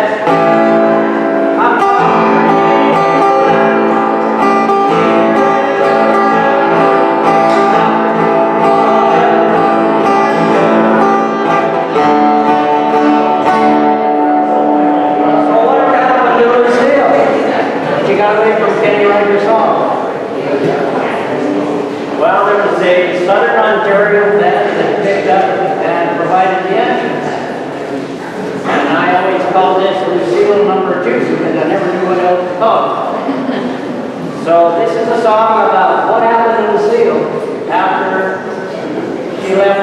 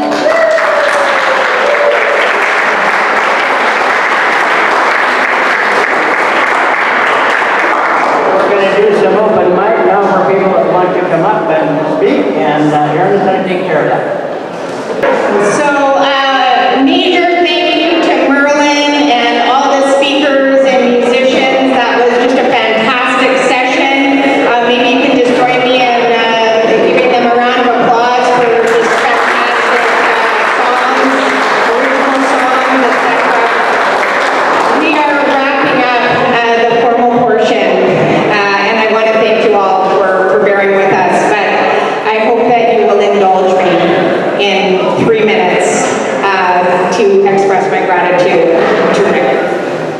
I think many of you in the room know me and know that I first met Rick in 2007. When I first met Rick, I had fallen into a completely different career by happenstance, and I had a young son. And just prior to meeting Rick, I had suffered a profound loss in my life. And I was pretty vulnerable. I had pretty low self-esteem at that point. And although I had this aspiration of finding a career in wildlife, it really wouldn't have taken much to derail me at that point in my life. And I tell you that because I think this part of the story is really important. I met Rick that day in 2007. I walked in, he had no idea who I was. I told him my story. I'd been out at university for 10 years. And I told him I wanted to have a career in wildlife. And Rick didn't just listen, he heard me that day. And then he went to work. And he started breaking down what I thought were insurmountable barriers and started creating a path for me that seemed achievable. And what he didn't know is how much he changed my life that day. And in more ways than I think he realizes. Since that point in time, Rick has been my primary advisor on my master's degree, my primary advisor on my doctoral degree. We have since served on countless committees, primarily with the Wildlife Society. And 15 years later, I dare say, he is my dear friend. Although only recently I stopped calling him Dr. Baydack. Took me a long time. Here's what I know to be true. In that timeline, I have never seen him not go the full distance for a student. And I'm with this fellow in so many different ways, almost daily. When a student needs him, he is there. If a student emails, he replies. It's forward motion. He is a tireless ambassador for the Wildlife Society and for student professional development. I don't even want to think about the void that will be there as he retires.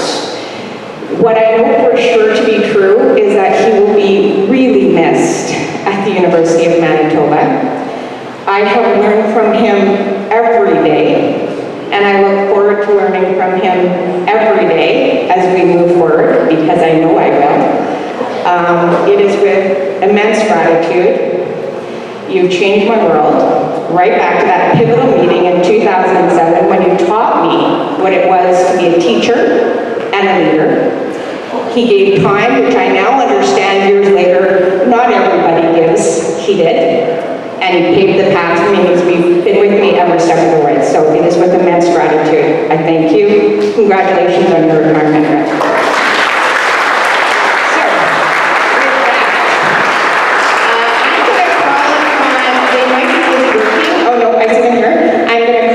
Rick's daughter, Andy, and his son-in-law, Dustin, to come and say a few words.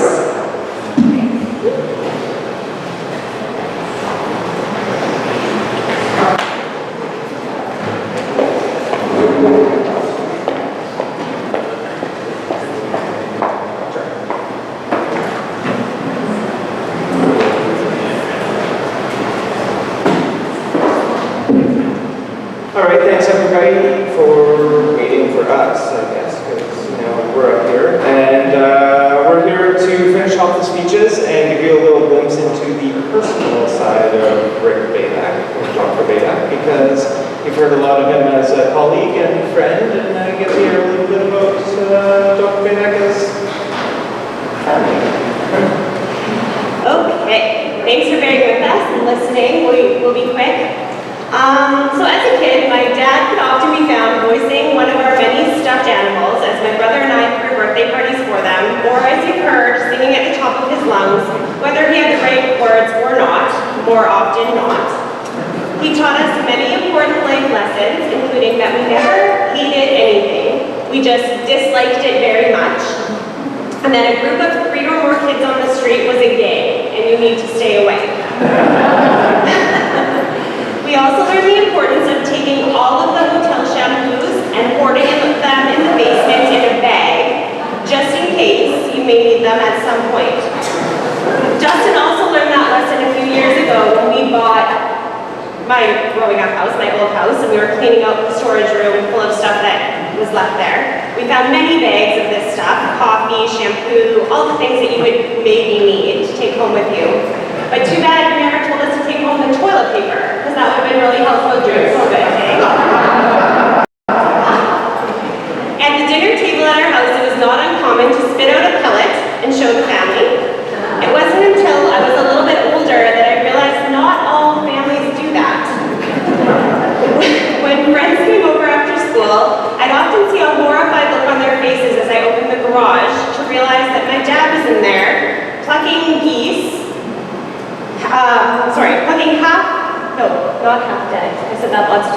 plucking dead birds in the garage floor, and then he'd casually wander by us into the kitchen sink to wash the bird.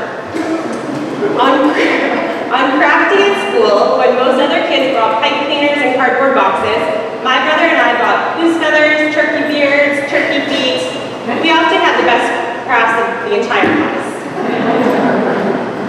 I remember one occasion where I'm pretty sure my dad hardened turkey feet like this and wrapped them up and gave them to my grandma for Christmas to use as bookends. And honestly, I still have no idea if he was serious. I'm not sure. As a kid, I took many trips to work with my dad and eventually even took some of his classes at university. Environmental issues in Hawaii was by far my favorite and a pretty genius idea. I even worked in the dean's office with him for a while, which I thought he liked until one day he brought this terrifying porcelain clown that I hated and placed it in his office where it could see me if I looked in the office just the right way. So maybe not. So my family wasn't quite as outgoing as Rick and Rick's family growing up, so it took a little adjusting for me.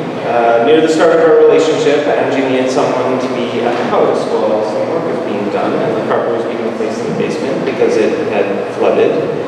So I met Rick a couple of times previously, just briefly though, and but I didn't really know him yet. And because he had the in-law suite next door, I was warned that he could pop in unannounced kind of at any time, like whether you knew he was coming, wasn't coming, expecting him not, like he might be singing a song down the hallway.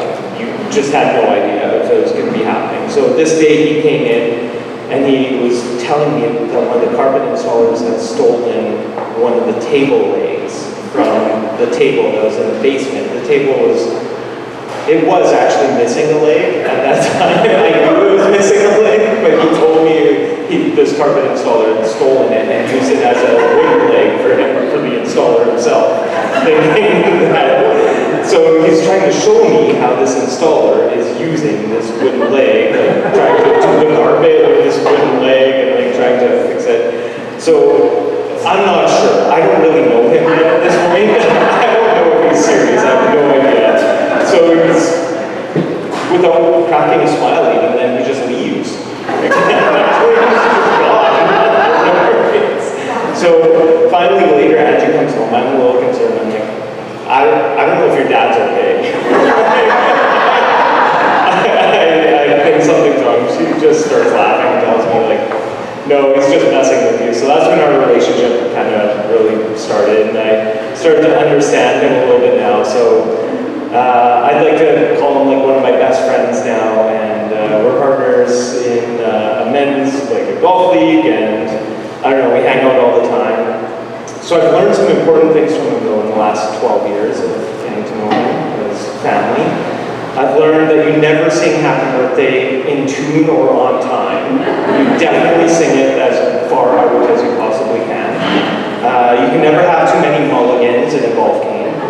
And you definitely, if you're on a road trip, you need to make sure that you've planned out all of your bathroom stops, even if it takes you out of your way. Like you definitely should make sure that they're planned out.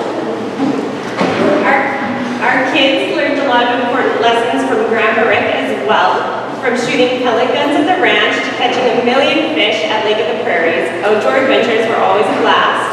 Tayson now quads, and he just got a dirt bike to use at the ranch. And it's actually, Rick's talking about building up some jumps, but I don't know how Angie feels about that, but we'll see.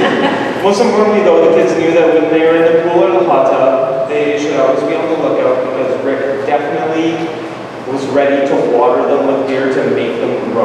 Like that.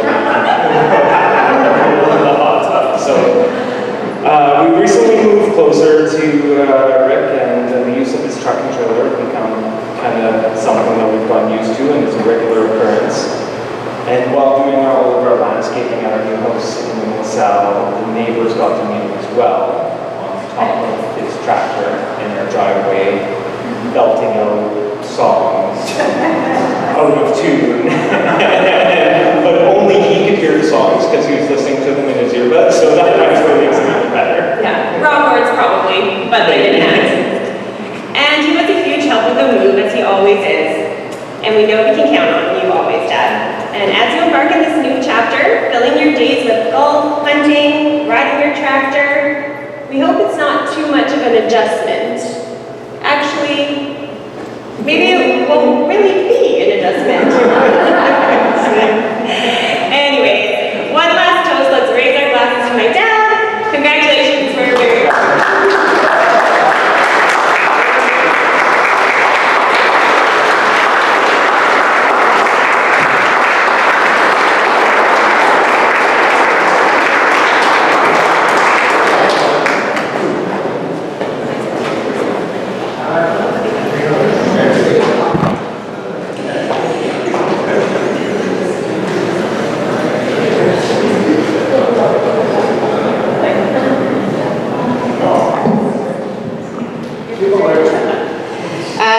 Thank you so much to Angie and Dustin.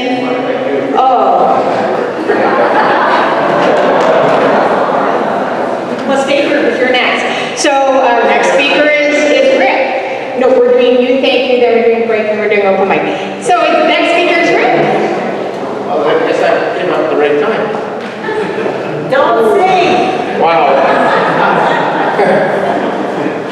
How many of these did I get to do? What's this? Since I haven't really lectured ever, I'm not sure what all this stuff is.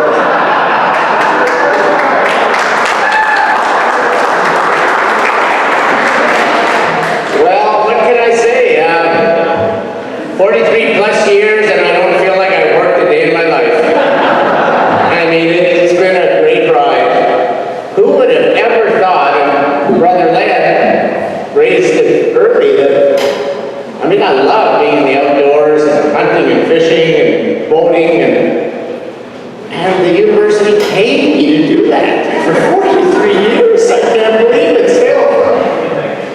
But really, my accomplishments are the result of all of you in this room and many others who could not be here tonight. Really, I did bring in a lot of guest speakers. No question about it, and I'll never ever walk away from that. To me, that, you don't want to hear a professor stand in front of you and drone on for 3-4 hours. You bring in people who know what's going on in the real world. And that real world connection is always what I think I try to instill in my students. And hopefully that real world connection continues as all of you move into your careers. So yeah, it's been great. I have lots of plans, going fishing on Monday with Bill and John down to Montana to Fort Peck. John has a cabin on the reservoir there. Spend a couple of weeks there, come back. And I guess if I have time, I'll clean out my office. What are they going to do if I don't? Fire me? I mean, I'm actually officially done on July 1st, so there's a little bit of time there. Lots of stories I'm glad I didn't hear about tonight from Bill and John and Dougie and I'm sure others. But you got the drift of a lot of good friendships that were developed over time. We're supposed to have a slide behind me now which was thanking all of the sponsors and the donators to tonight's event. We don't have that. Unfortunately, we left it back in the cell on a little memory stick. But as you walked around the room, I'm sure you saw the various donators, and they came from lots of people that I knew, many people that Leslie knew, and that others in the room knew as well. So I'd just like to thank, on behalf of everyone here tonight, thank that group. And hopefully we made a little bit of money for this graduate fellowship. Stepping back, I guess about a year, when I told Leslie that, you know, I think it's time, I'm going to retire. And there's a little buyout package with the university, so I put in the paperwork, and she immediately said, well, we have to have a party. And I'm thinking, yeah, sure, okay, well, it's, you know, family over, whatever, and 20, 30 people. Next thing I knew, we were close to 120. And I'm like, huh? What happened here? We scaled that back a bit to, I don't know, I think there were 70 or thereabouts here tonight, or 70 or 80. And I just really appreciate all of you taking the time, especially those of you who came from a great distance to get here. That was really wonderful. And I have to acknowledge Leslie.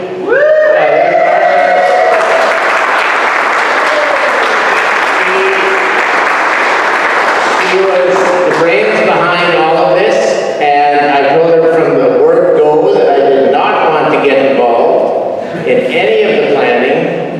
And Leslie has this way of suddenly maneuvering me into the whole planning process. And that started about, I don't know, 4 months ago. She said, you know, I'm just having trouble getting this committee to agree on things, so I think we need you at the next meeting. And then it turned out that she wasn't at meetings after that. I was the one who began to, and all I'd have to do is report back to her what happened, and then she'd take it and run with it. So, but we also have to acknowledge, I want to acknowledge the other members of this organizing committee, and you met many of them tonight, but Aaron McCants was instrumental in bringing a lot of this together.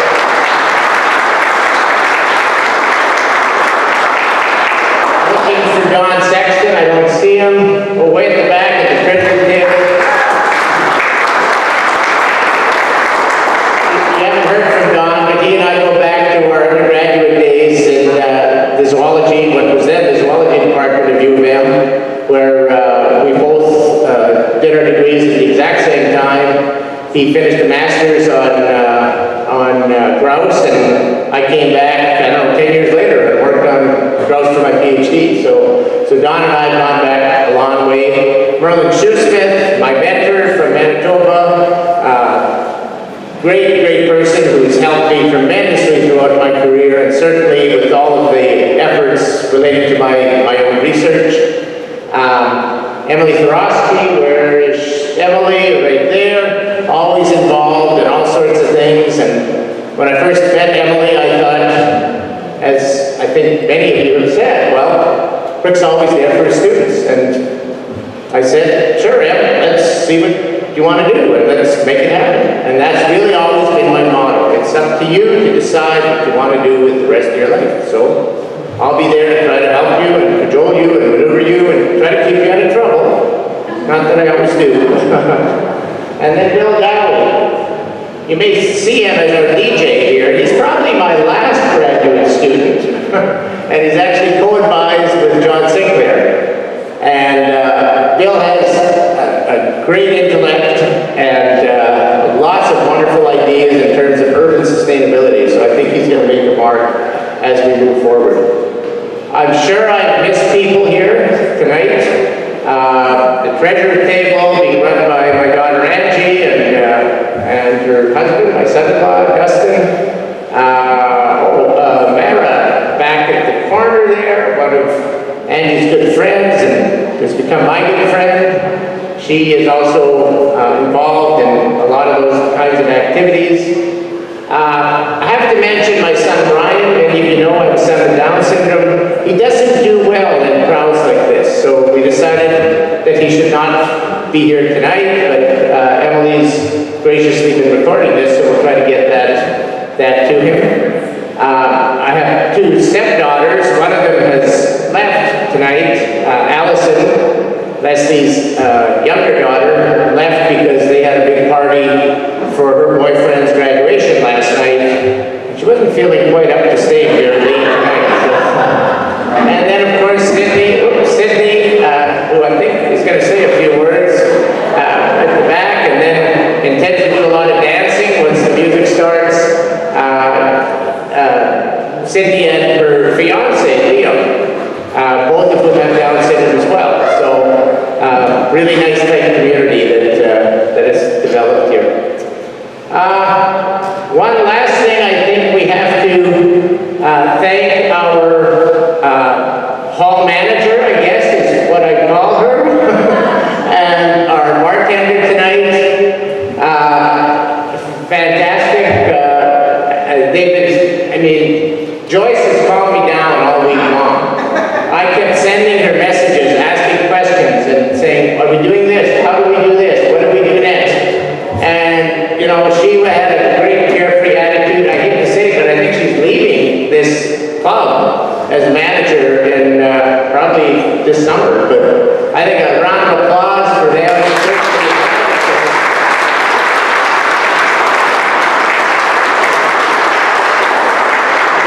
And we still have more food coming out if you're not hungry or if you're not full enough. We've got a late snack coming out shortly, so feel free to take some of that. And we have other, I don't know, there might be more dessert there. The coffee's around the corner. Help yourselves to that. Thank you all for being here. I'm going to stop and turn it back